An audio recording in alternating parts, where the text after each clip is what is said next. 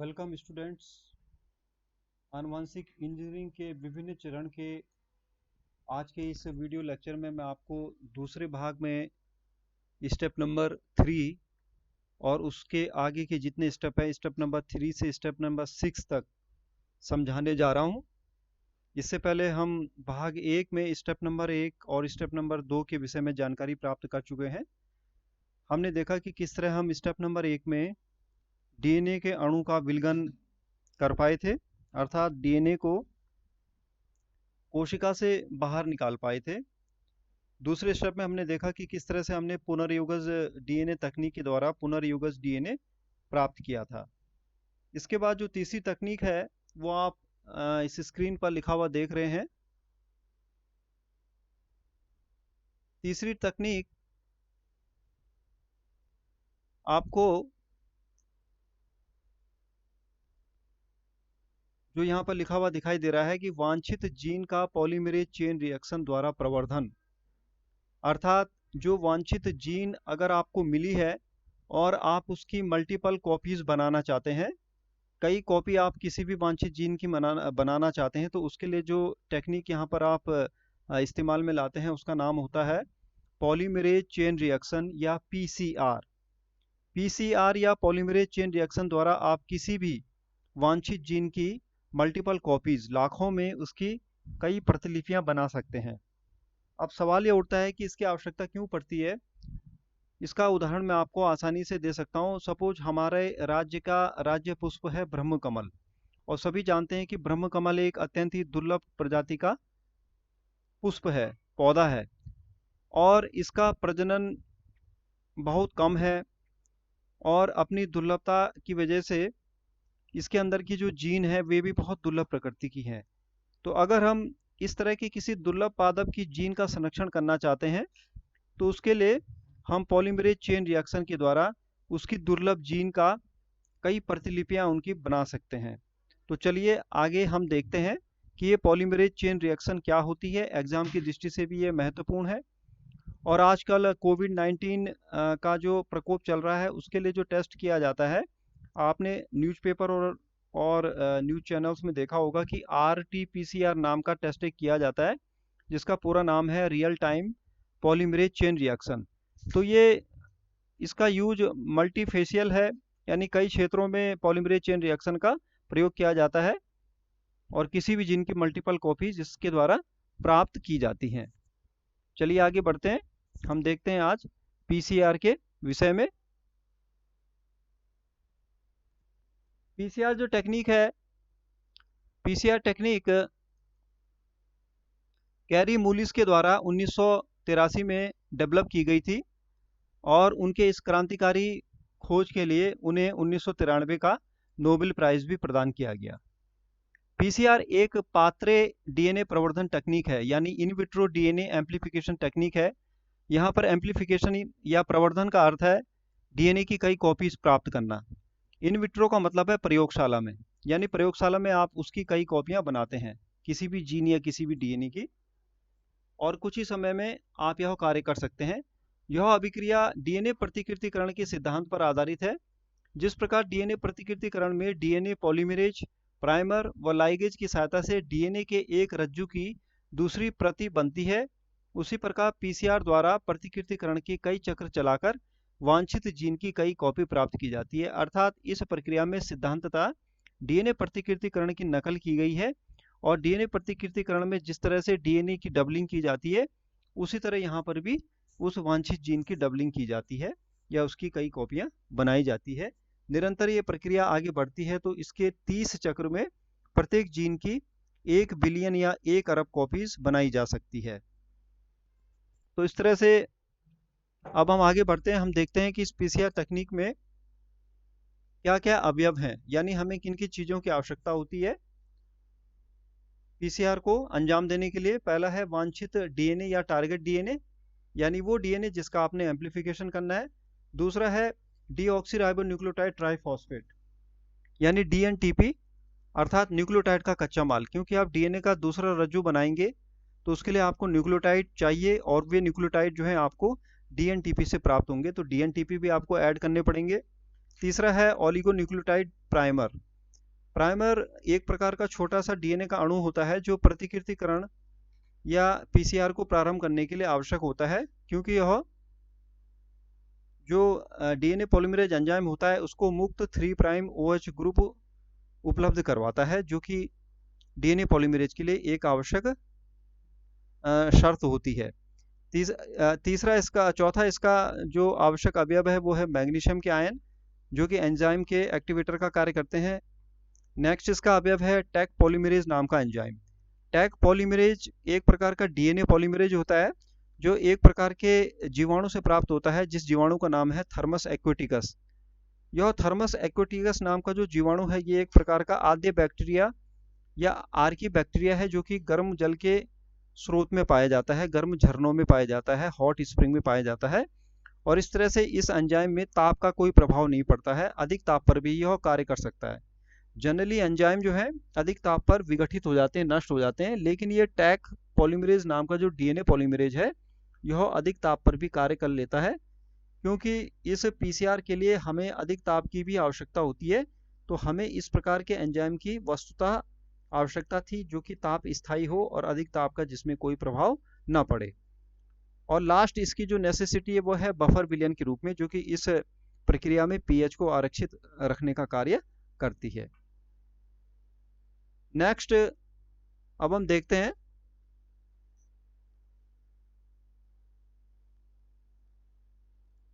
कि पीसीआर के क्या क्या चरण होते हैं। पीसीआर को मुख्यतः 3 चरणों में बांटा गया है। इसका एक चक्र 5 मिनट का होता है और कई चक्रों के द्वारा हम मल्टीपल कॉपीज प्राप्त करते हैं डीएनए की। पहला जो इसका चरण है वो कहलाता है निष्क्रियकरण या डीनेचुरेशन। इसमें वांछित जीन युक्त मिश्रण को 1 मिनट के लिए 94 डिग्री सेल्सियस तक गर्म किया जाता है, और इतने अधिक तापमान के अंदर जो है डीएनए के दोनों रज्जु एक दूसरे से पृथक हो जाते हैं। जो दोनों रज्जु आपस में हाइड्रोजन बॉन्ड के द्वारा जुड़े रहते हैं, हाइड्रोजन बॉन्ड के ब्रेक होने से दोनों रज्जु एक दूसरे से सेपरेट हो जाते हैं।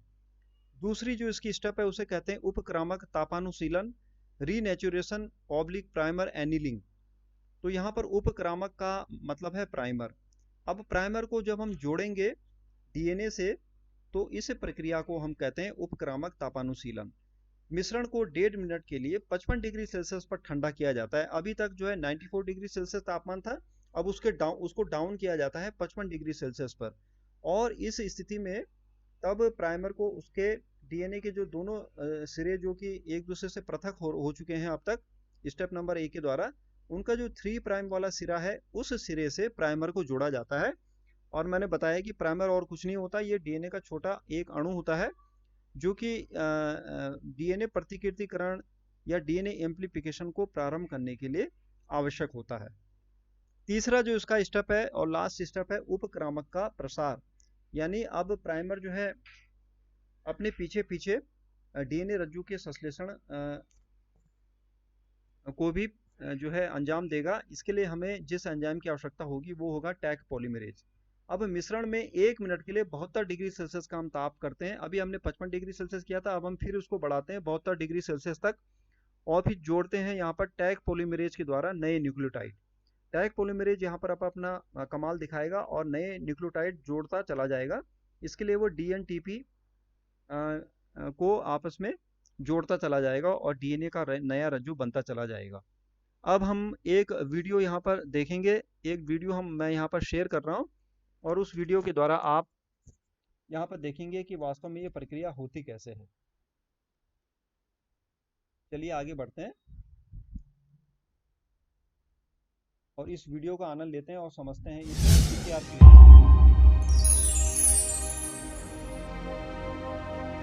The polymerase chain reaction, or PCR, is a technique that can produce over 1 million-fold amplification of target DNA within a few hours. PCR requires specific oligonucleotide primers and plenty of nucleotides for DNA polymerization. It also requires a heat-stable DNA polymerase because PCR requires repeated cycles of heating the solution to 95 degrees Celsius. The polymerase Taq from the thermophile Thermus aquaticus is often used for this purpose. In PCR, the reaction mixture is heated to 95 degrees Celsius for 30 seconds to denature or separate the DNA strands. The temperature is then lowered to 55 degrees Celsius for 30 seconds, which allows the oligonucleotide primers to anneal to known DNA sequences flanking the target DNA. The oligonucleotide primers, which are usually 20 to 30 nucleotides in length, are made so that they're complementary to the flanking sequences. The temperature is then brought to 72 degrees Celsius, which is the optimal reaction temperature for Taq DNA polymerase. The polymerase uses the primers as starting points for DNA synthesis, adding one nucleotide at a time to create a complementary strand of DNA.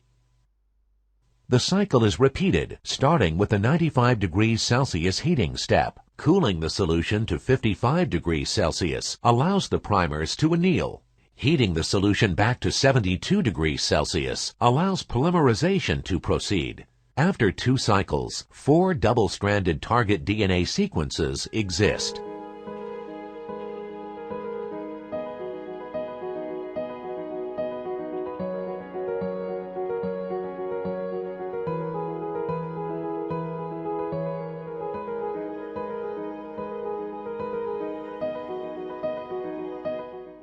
After the 3rd cycle, 8 copies exist. After the 4th cycle, 16 copies exist. After 25 cycles, about 30 million copies of the target DNA exist. Because PCR reactions require 25 to 30 heating and cooling cycles, a machine called a thermocycler is used to reproducibly and rapidly deliver these cycles.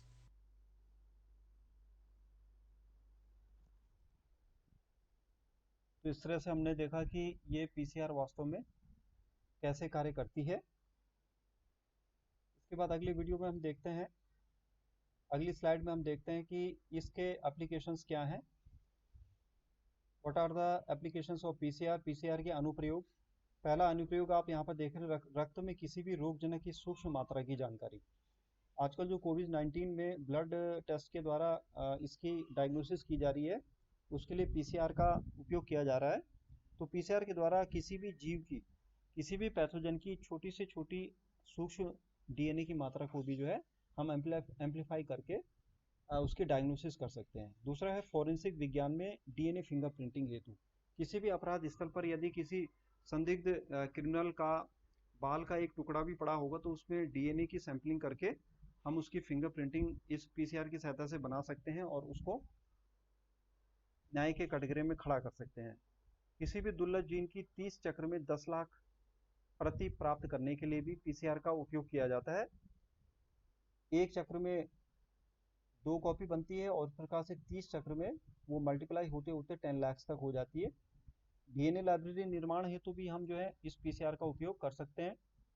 DNA अनुक्रम ज्ञात करने के लिए भी हम इसका उपयोग कर सकते हैं, यानी डीएनए का सीक्वेंस ज्ञात करने के लिए। जीन मैपिंग के लिए भी, जीन के लोकेशंस, उसके डिस्टेंस को ज्ञात करने के लिए भी हम पीसीआर का अनुप्रयोग कर सकते हैं, पीसीआर का यूज कर सकते हैं। और आनुवंशिक रोगों का पता लगाने के लिए, आनुवंशिक रोग यानी जीन के द्वारा होने वाले रोग, तो इन जीनों की एम्प्लीफिकेशन करके हम जो है पीसीआर के द्वारा उसका पता हम समय रहते लगा सकते हैं और उसका उपचार समय रहते हम ढूंढ सकते हैं। इस तरह से विविध क्षेत्रों में ये पीसीआर हमारे लिए मानव कल्याण की दृष्टि से बहुत हितकारी हो सकती है।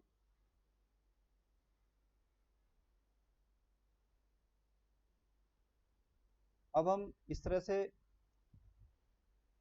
यह जान चुके हैं कि ये पीसीआर किस तरह से हमारे लिए इंपॉर्टेंट होती है। अब हम चलते हैं सबसे फर्स्ट जो हमारी स्लाइड है जिसमें हमने देखा, तो स्टेप नंबर 3 हम पूरा कर चुके हैं। अब स्टेप नंबर 4 है पुनर्युगज डीएनए का परपोषी कोशिका में प्रवेश।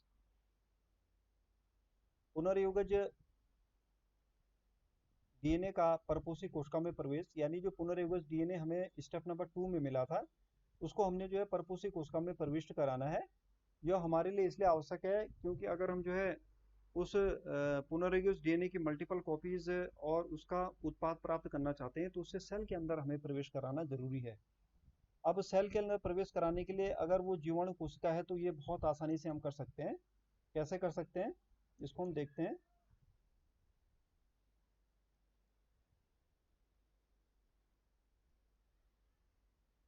इस डायग्राम के द्वारा यहाँ पर आप देखिए, ये हमने पुनर्विभज डीएनए जो बनाया था, जिसमें कि नीला कलर का आपको ये बाहरी डीएनए भी चिपका हुआ मिल रहा है। अब इसको हम जो है रूपांतरण की प्रक्रिया के द्वारा इस ई कोलाई की ये जो कोशिका है, जीवाणु कोशिका है, ये रेड कलर की आपको दिखाई दे रही है, इसके अंदर हम इस प्लाज्मिड को, जिसमें कि पुनर्विभज डीएनए है, उसको हम आसानी से प्रविष्ट करा सकते हैं। ये नेचुरल वे में होता है, प्राकृतिक रूप से ये क्रिया पाई जाती है, जिसे हम रूपांतरण कहते हैं।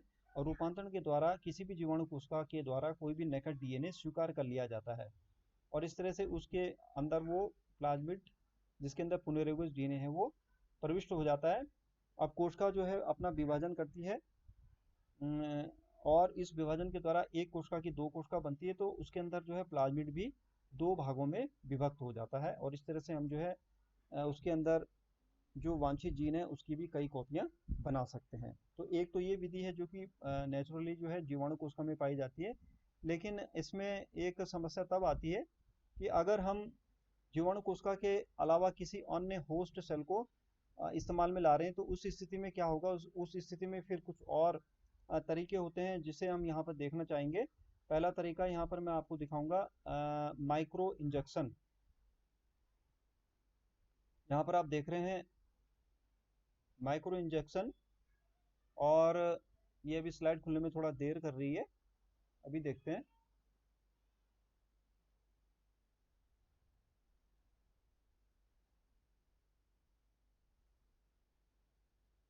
कुछ फिजिकल मेथड जो है बनाए गए हैं, जिन फिजिकल मेथड के द्वारा हम किसी भी होस्ट सेल में डीएनए को प्रवेश करा सकते हैं। ये देखिए आप, ये माइक्रो इंजेक्शन या माइक्रो पिपेट मेथड है।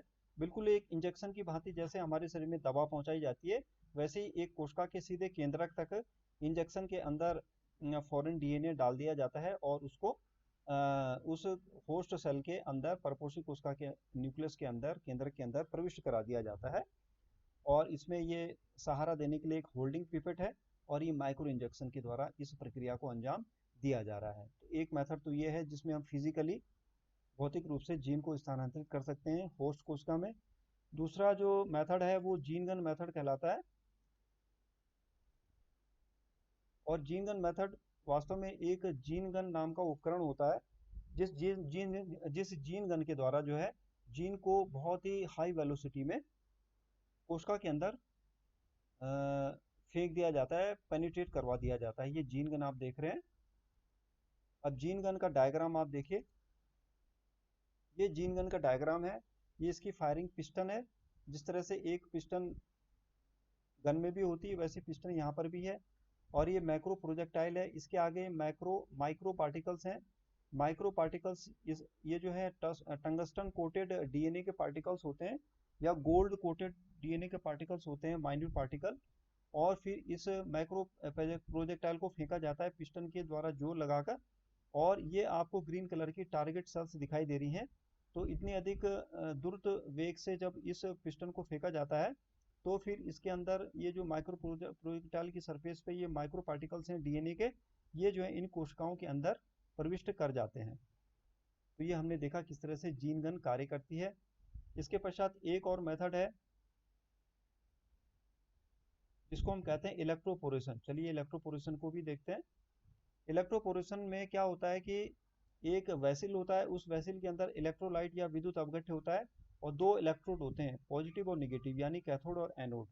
और इस विद्युत अवगठ्य के अंदर हम जो है, ये कोशिका पड़ी है, यहाँ पर जीव द्रव्य पड़ा है, और ये डीएनए भी पड़ा है। तो ये पुनर्विभज डीएनए भी पड़ा है, जिसके अंदर वांछित जीन है। अब इसमें जो है इलेक्ट्रॉन प्रवाहित किए जाते हैं, या इसमें जो है करंट जो है छोड़ दिया जाता है इस बैटरी के माध्यम से, एनोड और कैथोड को जोड़ के। और इस विद्युत अपघट्य के अंदर जब करंट होता है, तो उससे जो है ये कोशिका जो होती है, इसके अंदर छोटे छोटे छिद्र हो जाते हैं, पोरेशन हो जाता है इसके अंदर, और उन छिद्रों के माध्यम से फिर इसके केंद्र के अंदर ये डीएनए प्रविष्ट कर जाता है, ये आप देख रहे हैं। तो इस तरह से हम जो है कोशिका के चारों ओर जो है एक तरह का इलेक्ट्रिक फील्ड जनरेट करके उसके कोशिका झिल्ली में जो है छिद्रों को निर्मित कर सकते हैं, और उन छिद्रों के द्वारा फिर उस फॉरेन डीएनए को हम उसके अंदर प्रवेश करा सकते हैं। इस मेथड को हम इलेक्ट्रोपोरेशन टेक्निक कहते हैं। तो यहाँ हमने देखा कि किस तरह से कुछ फिजिकल मेथड्स हैं, जिन फिजिकल मेथड्स के द्वारा पुनर्विभज डीएनए को हम परपोषी कोशिका में प्रवेश करवा सकते हैं। अब इसके पश्चात जो इसकी स्टेप नंबर 5 है वो है जीन उत्पाद प्राप्त करना। अब हमने जो है होस्ट सेल के अंदर जो वांछित डीएनए को या वांछित जीन को प्रविष्ट कराया है, अब वो अपना कमाल दिखाएगी और अपने उत्पाद को वहाँ पर सिंथेसिस करेगी। जैसे कि अगर हमने इंसुलिन की जीन को प्रविष्ट कराया है तो इंसुलिन का उत्पाद फिर हमें मिलेगा और इंसुलिन हमें उस परपोषी कोशिका के जीव द्रव्य में प्राप्त होगी, लेकिन उसको हमें जो है विभिन्न प्रकार के मेथड्स के द्वारा उसे हमें प्राप्त करना होगा। उसके लिए हम एक विशेष प्रकार की डिवाइस का उपयोग करते हैं जिसे हम कहते हैं बायो रिएक्टर। तो चलिए अब बायो रिएक्टर के बारे में जानकारी लेते हैं। बायो रिएक्टर क्या होते हैं, ये देखिए आप बायो रिएक्टर है, जिस बायो रिएक्टर के द्वारा हम जो है वांछित जीन उत्पाद को प्राप्त करते हैं। बायो रिएक्टर अपने संरचना के आधार पर दो प्रकार के होते हैं। एक आप देख रहे हैं और इसको कहते हैं दंड विलोडक हौज बायो रिएक्टर। दूसरा है दंड विलोडक पहला वाला था साधारण विलोडन हौज बायो रिएक्टर और दूसरा था दंड विलोडक हौज बायो रिएक्टर। इसमें जो है कुछ ऐसी कंडीशंस जनरेट की जाती है आर्टिफिशियली इस बायोरिएक्टर के द्वारा। आइडियल कंडीशंस में इसको पीएच दिया जाता है, आइडियल इसको टेम्परेचर दिया जाता है, आइडियल कंडीशन की इसको वाष्प और ऑक्सीजन दी जाती है और इस तरह से नियंत्रित वातावरण में हमें जो है परपोषी कोशिका से जीन उत्पाद प्राप्त होते हैं। तो हम जो है as per the type of host cells and required conditions हम जो है अपने अप्रोप्रिएट बायोरिएक्टर का उपयोग करते हैं और इस तरह से हम जीव उत्पाद को प्राप्त करते हैं। तो ये बायोरिएक्टर के द्वारा हम जीन उत्पाद को कैसे प्राप्त करते हैं, ये यहाँ पर आप देख सकते हैं। इसके पश्चात अब इसकी जो स्टेप नंबर 6 है लास्ट, उसे हम कहते हैं अनुप्रवाह संसाधन। अनुप्रवाह संसाधन क्या है कि हमें जीन उत्पाद तो मिल गया है, लेकिन जीन उत्पाद में कई प्रकार की अशुद्धियां पाई जाती हैं, हमें शुद्ध रूप में जीन उत्पाद प्राप्त नहीं होता है। तो शुद्ध रूप में हमें जीन उत्पाद प्राप्त करना है तो उसके लिए हमें स्टेप नंबर 5 को फॉलो करना पड़ेगा और इसको हम कहते हैं डाउन स्ट्रीमिंग प्रोसेसिंग। और इसके द्वारा हम जो है पृथक्करण और शोधन के द्वारा शुद्ध जीन उत्पाद को प्राप्त करते हैं। तो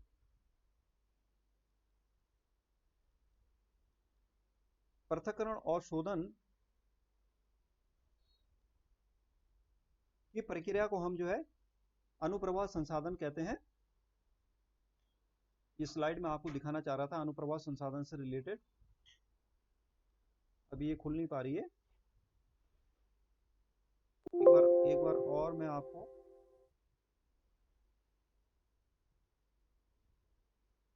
दिखाना चाहता हूं। ये अनुप्रवाह संसाधन जैव संश्लेषित अवस्था के पूर्ण होने के बाद परिष्कृत तैयार होने व विपणन के लिए भेजे जाने से पहले कई प्रक्रियाओं से होकर गुजरता है। इन प्रक्रियाओं में पृथक्करण व शोधन यानी सेपरेशन एंड प्यूरिफिकेशन किया जाता है जीन उत्पाद का और उसके पश्चात हमें जो है शुद्ध रूप में जीन उत्पाद या जीन प्रोडक्ट प्राप्त होता है।